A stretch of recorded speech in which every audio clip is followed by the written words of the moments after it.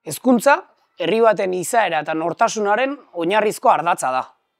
Gure herrietan, ohikoak izan dira, hezkuntza ereduen gaineko eztabaidak.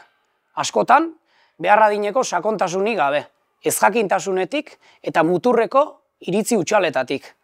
Tamalez, azken urteetako jaiotze tasaren jaitsierak eztabaida hori polarizatu egin du. Testuinguru honetan kokatzen dugu, azken aldian, pertsona eta kolektibo jakin batzuen eskutik, ikastola jasaten ari den hainbat erasoaldi.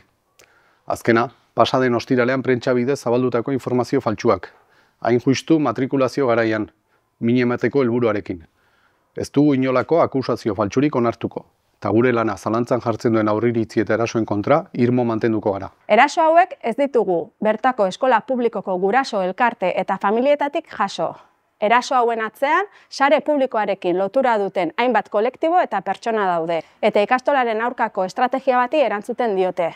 Azken hauei, ikastolaren komunitateak ondoko mezua adierazi nahi dizuegu. Nazkatuta gaude eta nahikoa da. Ziur gaude herritarren gehiengoak jokabide hauek gaitzesten dituzuela. Izan ikastola zale, izan eskola zale. Uste dugu, bakoitzak bere bidea dituen indargunetatik eraikiz egin behar duela, eta ez besteen aurka eginez. Bizikidetza osasuntsurik izan dezakegu elkarrekiko errespetu eta aitortzari gabe? Aniztasunak, zentzu guztietan, ez algaitu ba aberatxako egiten? Ikastolako kide izateagatik deseroso txiki sentitu behar dugu herrian, nori egiten diogu kalte? Ikastola, bere sorreratik, herritik eta herriarentzat sortutako eredua da. Zerbitzu publikoa eskaintzen duen herri onurarako kooperatiba. Inongo irabazi asmorik gabekoa eta hein handi batean herritarrez osatua. Herri kohesioan eta bizikidetzan sinesten dugu.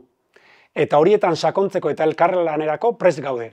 Eragile politiko, hezkuntza eragile, herriko elkarte, hezkuntza maila, oinarri, eluiar edo dena delako lan eremuetan.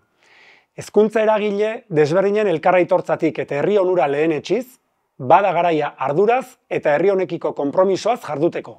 Gure herrietako bizikidetzagatik, gure herriko haur, gazte eta familiengatik, amasa bilabonari eta zizurkili zor diogulako.